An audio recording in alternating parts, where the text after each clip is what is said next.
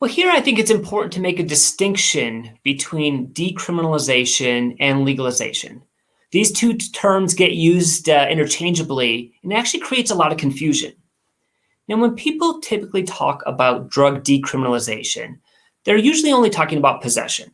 So whereas before possessing a small amount would have been either a felony or a misdemeanor offense, with decriminalization, it's no longer a criminal offense.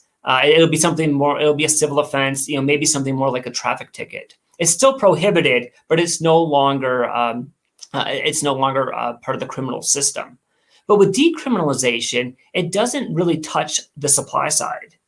Whereas when we talk about legalization, that typically refers to not only making possession legal for adults, but it also allows some form of legal supply. And that's very different from drug decriminalization. So we have to be very careful here.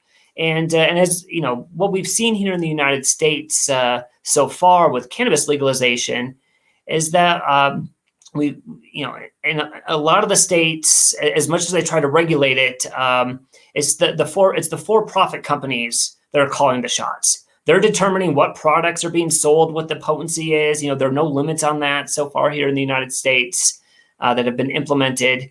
You're seeing advertising in a number of places. And so that's one thing to kind of think about with respect to what's going to happen.